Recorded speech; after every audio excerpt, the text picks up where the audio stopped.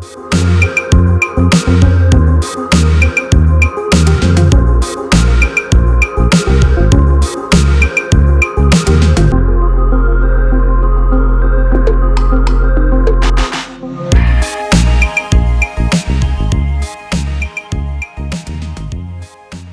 thank you so much for the lovely introduction. It's really great to be here and to see this partnership between Concern Worldwide and AONTAS continuing to grow.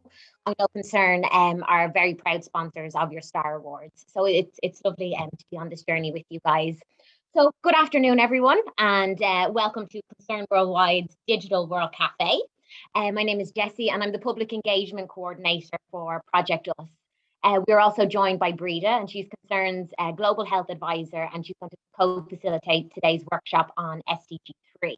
So I know this is a big group, so we won't get a chance maybe to introduce ourselves individually. So if everybody wants to pop their name, where they're joining from, and maybe their brew of choice, if they want to pop that in the chat, there'll be no judgment here.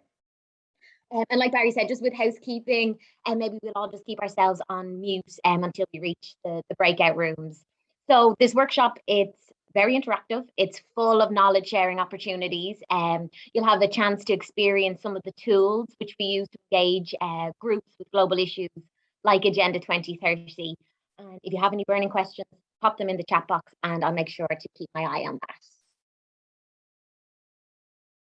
So Project Us. It's a 5-year all-island Irish aid-funded initiative, and it's to engage the Irish people with the United Nations global goals.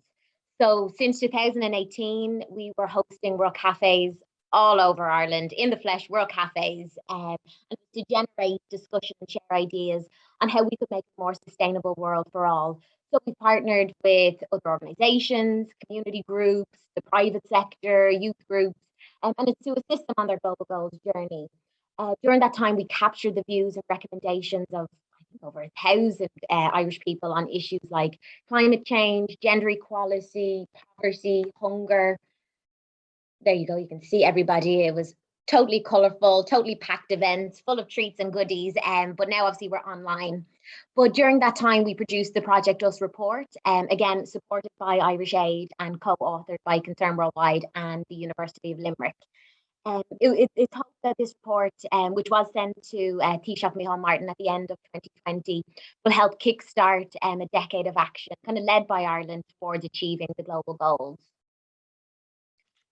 So we also are nurturing an online community. We have a Facebook group, which is a hub of global goals activities. Our members share sustainable tips and tricks. We're always talking about upcoming events like these, and we've even had chefs that we've worked with sharing like recipes that they're using with seasonal projects. So it's a really nice community to be part of. I've sent Barry that link, so if you feel like you'd like to join the group, please do. It'd be lovely to have some new faces. So I'm assuming everyone, but I won't assume, has heard of the global goals, but we'll just do a quick recap. I said that might as well set the scene. So in 2015, 193 UN member states came together to endorse and sign Agenda 2030. So it's a plan of action for people, planet, prosperity, peace, and partnership. So the 5 Ps. There are 17 goals.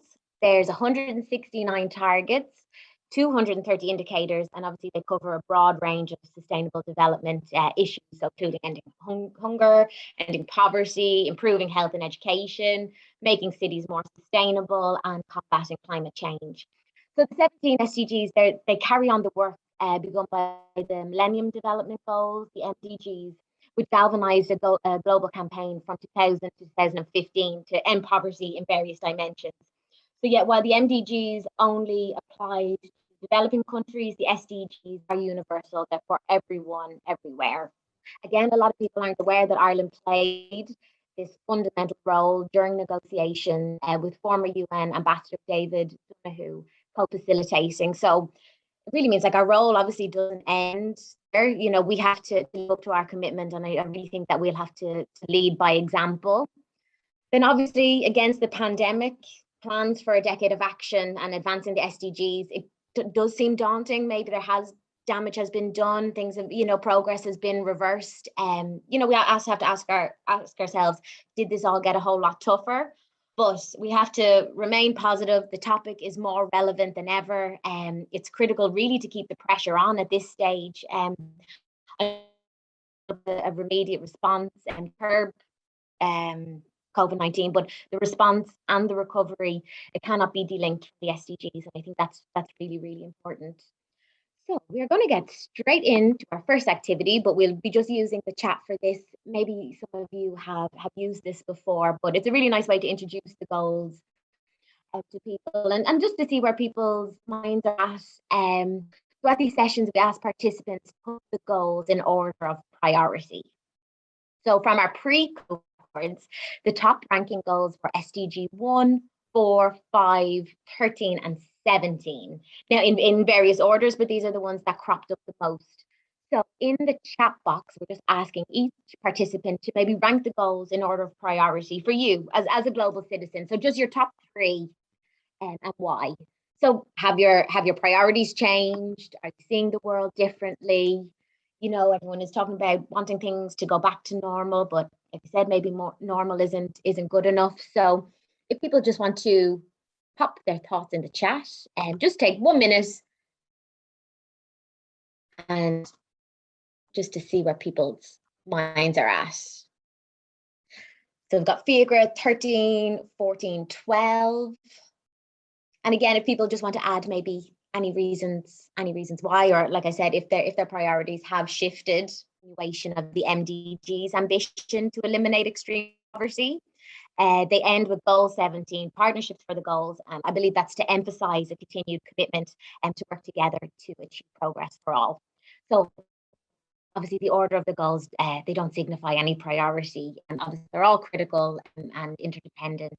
And I guess they're an integrated web of challenges right now. So I think I was saying 14, 3, 2, 1, 16, health as well. Goal 15, life on land. Absolutely. So guys, thank you so much for that. So it's just a way to look at the goals and see you as a global citizen, what you feel is your priority. So we know today we are focusing on SDG 3. So that's good health and well-being for all by 2030. So encouraging healthy lives and promoting well-being at all ages, I think Breda will agree with me, is essential to sustainable development. So currently the world obviously is facing a global health crisis unlike no other at this moment, destabilizing the global economy, and we're upending lives of billions of people around the world. Many of the health indicators were moving, I believe, in the right direction before the threat of COVID-19 emerged, but it has to be said, although like they weren't moving fast enough to meet those 2030 targets. So we're going to jump straight into it, guys. So this is a mix today of design thinking and world cafes. So it's all go.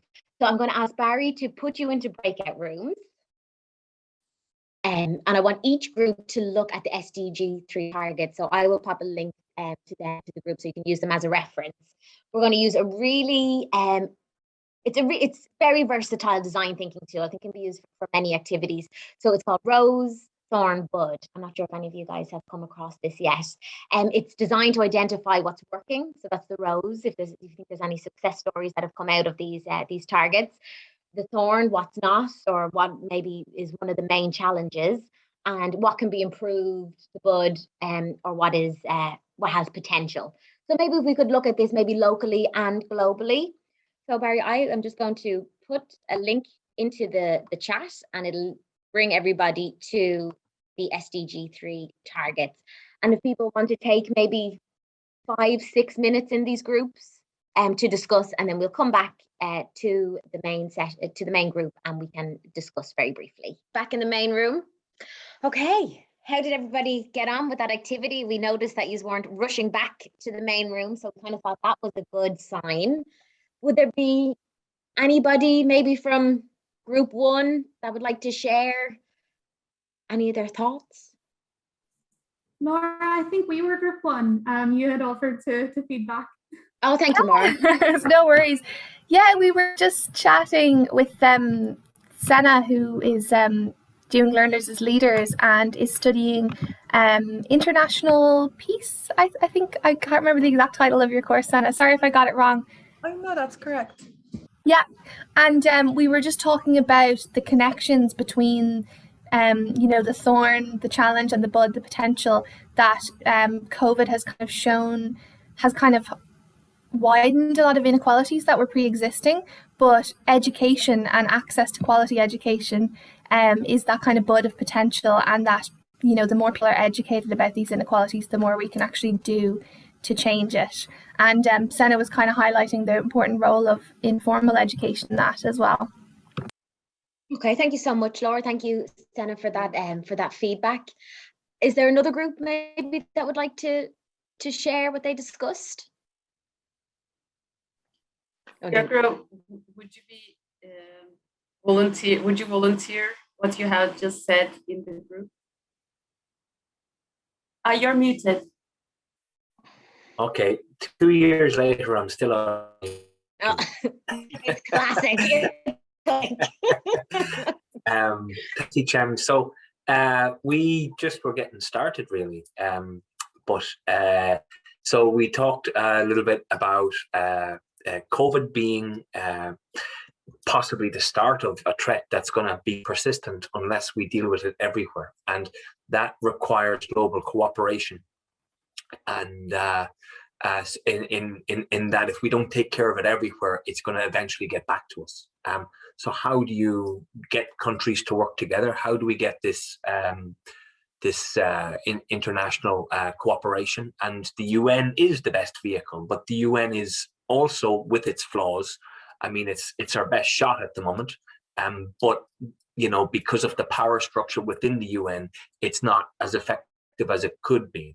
So my idea was that we have a team of scientists and humanists who maybe an international team of maybe 100 scientists and 100 humanists or philosophers or political scientists who, with no politicians, like zero politicians. That's the problem. The problem is political will. So we have this team who are running the world, basically, and who coordinated global response to things like climate change and vaccine deployment. Okay, thank you so much, Fikar. You are, I said, steps ahead. You are ready for design thinking, ready for solutions. So hopefully we'll get to that part and you'll be able to develop those ideas. So guys, we'll move on. Again, I know we're against the clock. So the Sustainable Development Goals Report 2021 was actually just launched last Tuesday, and it shows the toll that COVID has taken on Agenda 2030. So we know maternal and health had improved, immunisation coverage, I believe, had increased, communicable diseases had been reduced. But the pandemic has obviously halted and reversed progress in health, and obviously possesses many threats beyond that itself. And like we were speaking about education, there's a lot of children out of education, young girls, and that can lead to child marriage. So this is just a domino effect, as I'm sure you have discussed. COVID-19 is amplifying health inequalities. That healthcare workers, they are in short supply in many regions, and those who have been stretched beyond their limits. As of June 2021, there's been a total report deaths from COVID. I think it reached to 3.7 million globally. And then obviously there's the lingering health effects, including long-term disability due to lung scarring and heart damage, and also then the effects of mental health issues as well that could be prolonged. So see here, there's about 90% of countries are still reporting one or more disruptions to essential health services, and available data from a few countries show that the pandemic has shortened life expectancy. And obviously, not surprisingly, the virus is obviously disproportionately affecting disadvantaged groups. Then also, just to see where we are, as I said, this is all very, very new information that has just been launched. So you've got the SDG Progress Chart 2021, and it just presents a snapshot of global and regional progress towards the selected targets. I've sent Barry this link, so you'll be able to have a look at this report in detail after. So as you can see, there's been substantial progress has been made towards ending and preventable child deaths. But in 2020, 35% of countries reported interruptions in reproductive, maternal, newborn, and child and adolescent health services. and then also with nutrition services as well. So the magnitude of disruptions could stall, like we said, or reverse progress that was already underway.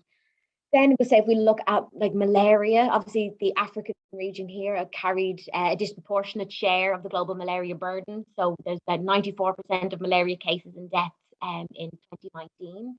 There's obviously now gaps in funding and access to life-saving tools have been affected. And I think in the last 3 months of 2021, or the first 3 months of 2021, between 30 and 40% of malaria endemic countries reported, again, some level of disruption. But I don't want to end that on a bad note. Obviously, the report, we have to say it as it is painting a worrying picture of the state of the SDGs, but also the report highlights stories of resilience and adaptability and innovation during this time of crisis. So certainly we can hope and work towards a brighter future. Here in Ireland, it's very difficult to find any kind of concrete research. So at the moment, kind of to highlight the impacts of COVID-19 and Ireland's progress in achieving, would say, even SDG 3. So we refer to the Sustainable Progress Index 2021. I'm not sure if people have ever come across it. It's released by Social Justice Ireland annually since 2018. So the report, it ranks 15 comparable EU countries based on their delivery of the SDGs. And overall, Ireland ranks in 10th place. So as you can see, when it came to SDG 3, we ranked 7th, so quite low. But the report finds we're in the top third for 2 SDGs. So Ireland is doing well when it comes to quality education, so SDG 4, and peace and justice, SDG 16. So on those, Ireland are ranked 2nd and 5th, respectively. I know the government, they have released a COVID-19 recovery plan, but I don't believe that the SDGs have been mentioned. So this is something that we can discuss when we go into our World Café conversations. So there is, it's all SDGs today. There's so many different conferences and that going on, but I just wanted to highlight that Coalition 2030. So they're a group of NGOs and civil society that are working together to push the SDGs forward. So they're actually having a conference today. So the theme is a just recovery from COVID-19, using the Sustainable Development Goals to guide Ireland's recovery. I can actually put the link in the chat if that's helpful, if people aren't doing anything between 4 and 6:30 today.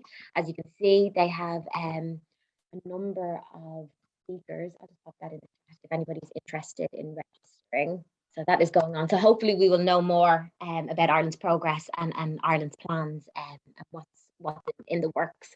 So I understand that I am flying through this, and I think now will be a great opportunity to invite Breda. So I said she's Concern's Senior Global Health Advisor, and to talk you through the work that Concern is doing in relation to SDG 3. Yeah, thanks very much, Jessica. I'm focusing on SDG 3. My name is Breda Gahan. I'm actually a nurse midwife from County Wexford, trained in the Mater, the Coombe and St. James's Hospital. But I've been working with Concern since 1988. For my sins, started in Sudan, spent a couple of years there, then 3 years in Cambodia, 3 years in Mozambique, working on child survival and other programs. So my passion was and still is health and health protection and HIV prevention, and contributing to SDG 3 delivery. Concern Worldwide has just launched our new strategic plan 2021 to 2025. And you can see we work there at the bottom in context of emergency, fragile and conflict affected, sadly increasing, and some developing countries. And our 4 program areas are emergency response to acute emergency, livelihoods, health, ringed in red there, and education. And all our work is contributing to eliminating at the top the mission of Concern, extreme poverty elimination. Next slide, please, Jessica. So, you can just flick them all on. I don't know why it has, yeah. So what we do in health, we work in 4 main areas. My main areas as a nurse midwife, my master's also in public health, maternal, newborn, child, adolescent health, what we call WASH, any engineers online, water, sanitation and hygiene, nutrition, famine relief, hunger prevention, preventative and treatment, particularly important, and responding to HIV prevention and treatment within all our sector programs. We're trying to focus on, obviously, cost effectiveness, evidence-based interventions. I look at the Lancet a lot and the latest medical journals to be directed and by the ministries of health in the countries where we're working. Capacity building and training of staff and people at the community level. Improving health, hygiene and feeding behaviors at the household and at the individual level. Like I said earlier, our target group is the extreme poor, and everything we do under health contributing to SDG 3 there with the echocardiograph, people probably know it, in green. Next slide, please. So a lot are illustrations and photographs. The buzzword at the moment is leaving no one behind. So concern is targeting the extreme poor who often lack access to essential health and HIV services. UNAIDS has determined 12 groups. So we would work with people among these communities, starting on the left, people living with HIV, young women, prisoners, migrants, injecting drug users, sex workers, people older than 50, people living with a disability, displaced persons, sadly increasing with refugees due to the current conflicts globally in Sudan and Iraq and other places, Syria, children under 5, children under 2 especially, pregnant women for safer delivery, transgender women, and I'm trying to read the last one. Oh, men who have sex with men, as the word gay men is not acceptable in a number of the countries we work in. But these are generally the people we work with in the urban slum and rural poor communities in the 27 countries where concern is working. Next slide, please. We did a survey, and I'm not going to read out all the statistics. If anybody wants to access it, the illustrative results are online there with our European Alliance 2015 partners. Concern is not alone. We work with many organizations. We're official partners of what's called Alliance 2015 European organizations, acted in France, Action in I think it's the Netherlands, CESV in Italy, Concern is there, Helvetus in Switzerland, HIVOS in the Netherlands, People in Need Czech Republic, and another big one, Deutsche Hungerhilfe in Germany. So we did a study in 23 countries at the end of last year to look at the impacts of COVID-19 on health. And the main findings were that service delivery, well, everybody felt 30% worse in terms of how they felt. Oh, sorry, close the chat. 30% feel that their health had gotten worse at the end of last year. I can imagine it's only worse still now that COVID is impacting where we're working even more in 2021 than it was in 2020. 1/3 of people delayed or skipped going for essential appointments, could be for safe vaccination, safe delivery, antiretroviral medications for people living with HIV. And even up to 30% of respondents said they would not feel safe taking a sick member of their household to the health facility. And this sadly is continuing into 2021. Even the basic vaccinations for newborn children like BCG, 3-in-1, the DPT, measles, uptake is way down. People would rather stay away than go to what they feel are dangerous places where they might catch COVID.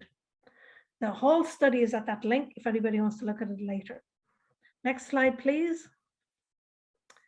So what are we doing? Well, we're trying to support the essential health services ongoing. And okay, Sudan is not my favorite country. No, it probably is. It's the first one I worked in, where I learned Arabic in 1988 to 1990. But against all the odds, working with our partner staff, our Ministry of Health staff, some of the health services are continuing. Here on the left, it's checking a child for malnutrition, my left on the screen. If it's red, it shows the child is malnourished. The health worker, she's wearing a mask. On the right is a clinical consultation with a child, again, some physical distance, wearing a mask. And this little girl, gorgeous picture in the photo at the bottom, she turned up for her measles vaccination. She was even smiling afterwards. And the mother had taken her despite the challenges. So it really, like in Ireland, I mean, we're facing the difficulties of continuing with the essential primary health services, doing our best. It's ongoing and it's getting harder as the pandemic continues. Next slide, please. A lot of pictures now. Concerned volunteers and staff supporting COVID response in Burundi and Malawi. On the left, Burundi, you'll show the, it's showing the respiratory hygiene, say for sneezing, coughing into the elbow of the arm.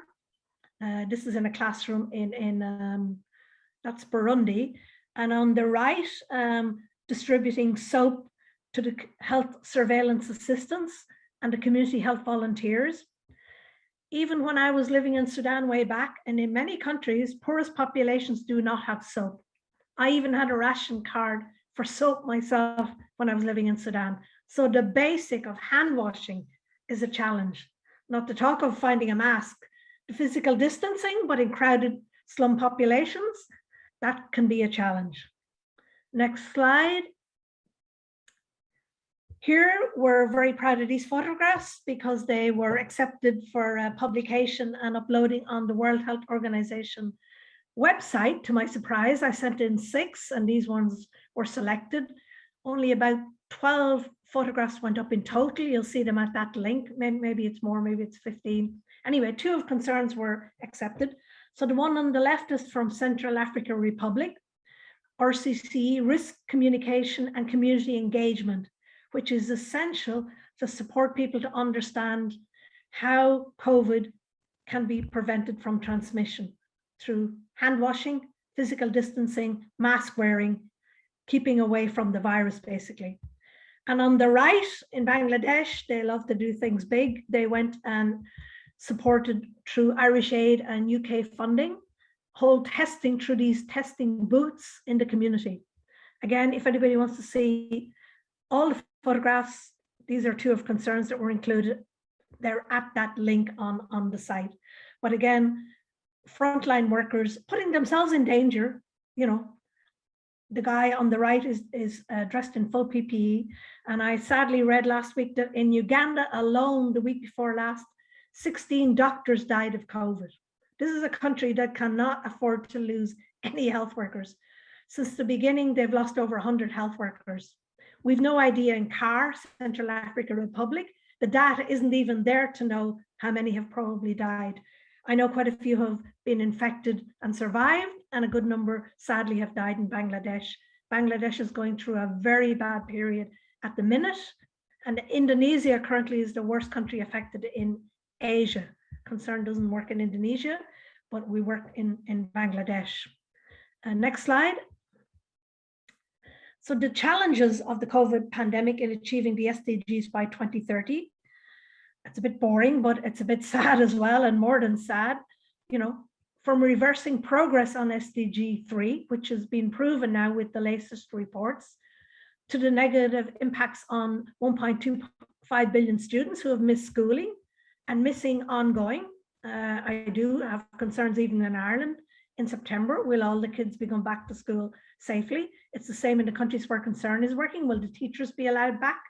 A lot of countries are still in, what do you call it, restricted movement. I'm looking for the word here. Not quarantine, when people can't move, lockdown, you know, repeated lockdowns, and adult students, you know, will obviously affect us most. We need to scale up the immediate health response, and the pandemic, as you've been discussing, cannot be delinked from the SDGs and successful delivery.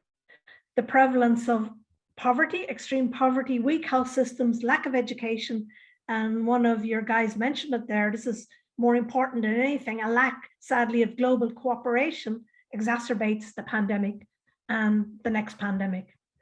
The delays in the response due to lack of leadership, resourcing, the UN is not enough, and vaccine access inequity currently in year 2 of the pandemic. Like I said earlier, health is not valued as wealth in many countries, and I would include Ireland in that. If we don't protect health, we can't have progress in terms of development and delivering on the SDGs. When people are taken up with concern about family sickness, themselves maybe being sick, you know, you're not focused on the job at hand. None of us are in our offices these days. We're working in strains from home. We don't know what it'll be like in September. Next slide, please. I think it's photographs again, hopefully, yeah. Fortunately, we were able to receive grants over €1 million each from ECHO EU to support the COVID-19 vaccine rollout now with our teams and ministries of health in Liberia, Malawi, and Sierra Leone. I'm due to go to Liberia if they're not afraid to let me in, even though I'm doubly vaccinated. They're nervous, to be honest. Our target populations for the response in these 3 countries are frontline health workers and most vulnerable people, especially the elderly at-risk population, what's called last mile delivery to the most remote, poorest rural locations and in the urban slum areas. I'm concerned, this is my first job in Sudan actually. You know, we've been supporting vaccination of under 5 children for 50 years, for me 30 years, helping with here giving the measles on the right. Now trying to integrate the COVID vaccination response following the World Health Organization guidelines here on the left. I'm studying them every day, trying to get more vaccines in through the COVAX initiative so that more people will donate vaccines from northern countries to southern countries. But sadly, we're not doing well. And at the minute, we're already training people in these 3 countries. We're ready to go, but we don't have the vaccines. It's shocking. So we need to work on every front to interrupt transmission. Next slide. And I think we might be up to the last one. Second last one. Yeah, this is the last one. Looking for opportunities. The crisis, I think, is teaching all of us, you know, local, global is here and now everywhere. And the utmost value in being each other's keeper, in leaving no one behind, and in prioritizing the needs of the most vulnerable. I mean, extremely poor, hungry people move, migrate, displace, come to Europe because life is not safe at home. They're hungry at home.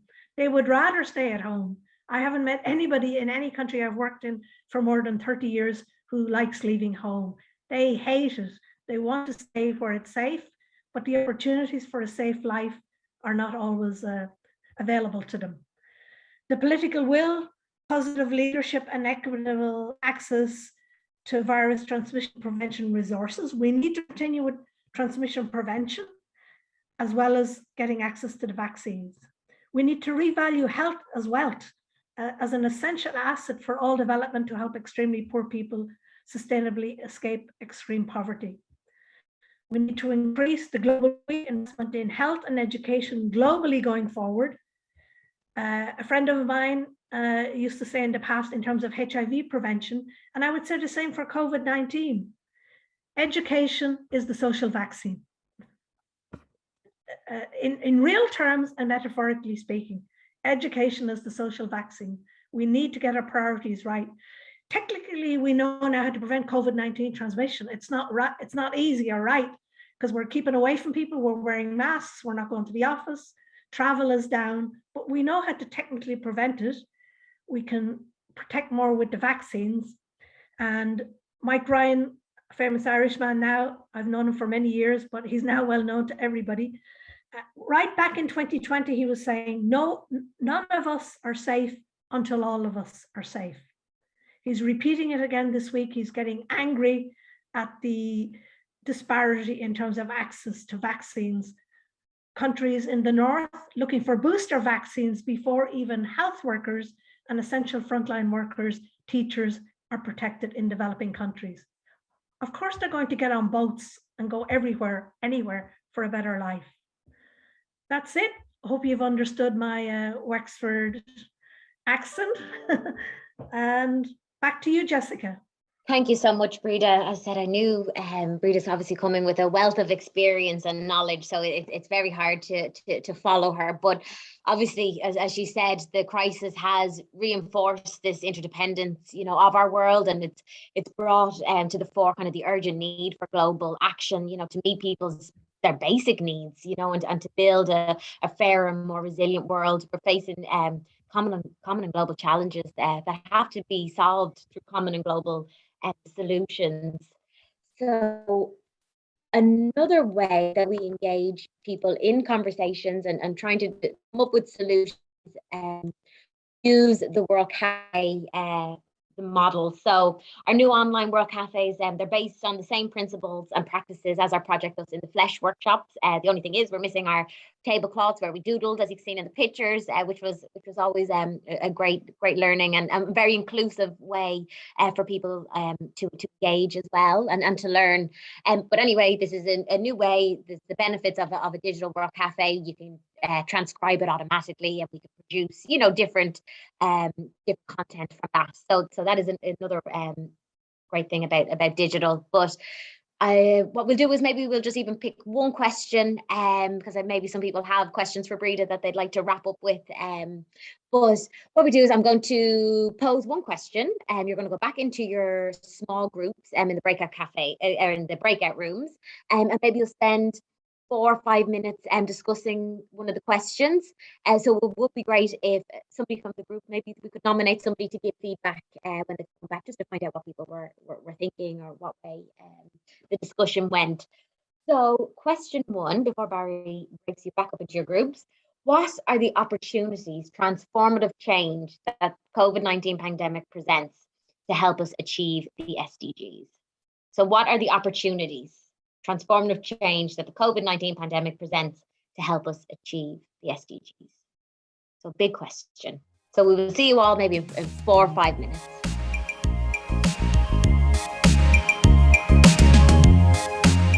The floor is open if any group would like to share. Yes, sure. I was kind of thinking about, I suppose, the challenges of integrating SDG goals into mainstream education, because at the moment they seem to sit very much boxed off in a kind of a cordoned off.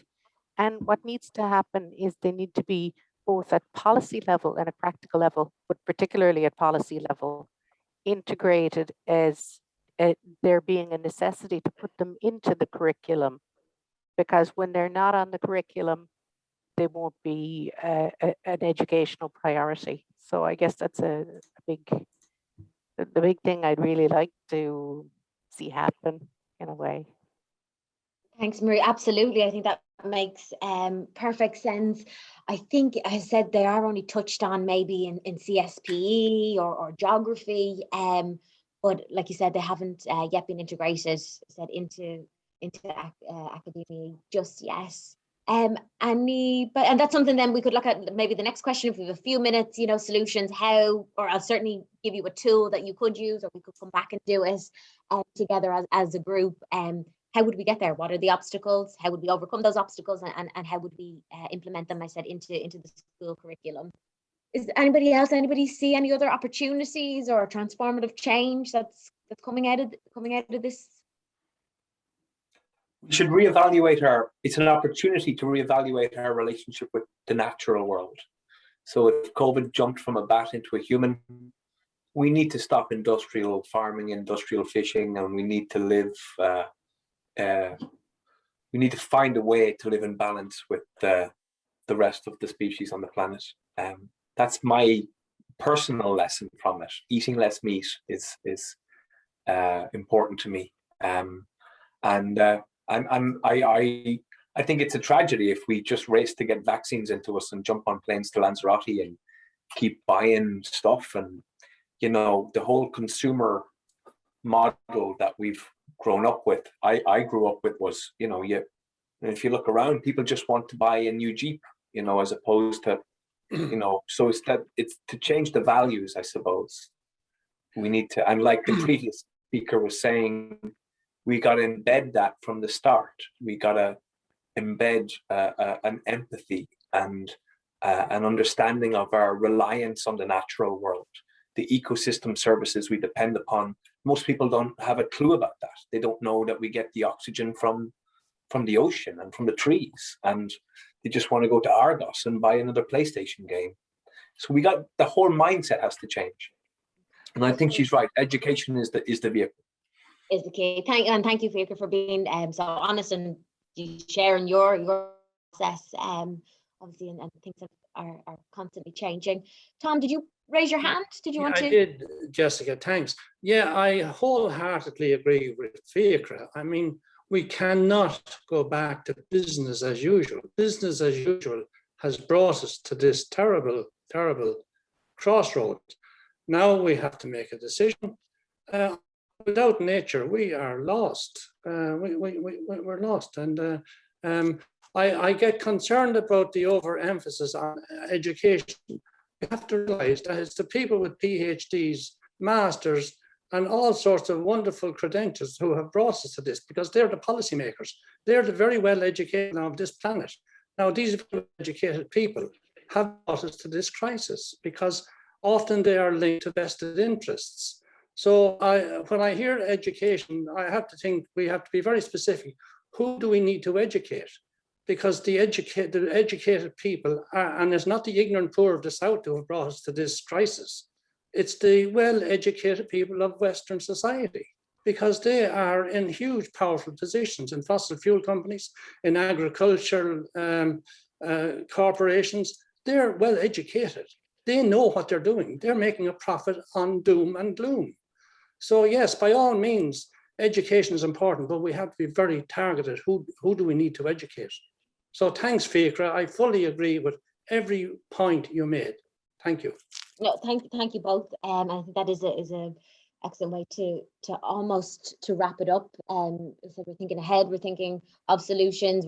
Who is the target audience? Who do we need to be speaking to right now, in order to make these changes? Guys, I understand it's 3 o'clock. It's Wednesday. It's sunny outside. Again, just to say, this is another one of the questions that we would look at. So we imagine that it's 2030, and we say that Ireland has been recognised as a world leader in the promotion and delivery of good health and well-being for all. And what actions do we take? So normally we'd go into our groups again. We would discuss. We get people to write down, as I said, all their ideas. It doesn't matter how big. This is an opportunity to take creative risks and go for it.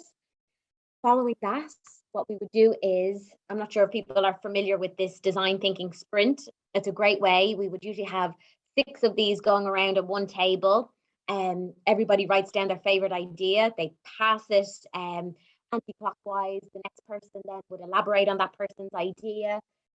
They have 1 minute to do it. You go then through the obstacles, down to the solutions to the obstacles, add a quirky idea, and give a title. So usually that, as I said, that would happen in-house, but now we use it on Mural. So again, I've sent Barry a link, so it can open to you guys if you wanted to explore it this afternoon. Or again, I said, use this tool. I can certainly come back and we could look at this for future workshops. So I said that is it. It would be wonderful for you guys to continue the conversation online. If you want to do that, there was so many thoughts and ideas. I said we need more time to delve into this, but we just wanted to show you the tools that we're using to engage people. We feel that they seem to be very inclusive, so which is a great way to start the conversation at least. So I just want to say thank you so much to you for joining me, and then to Barry at AONTAS for inviting us to come in and speak. So delighted about this partnership, and that hopefully in September we can do more of these.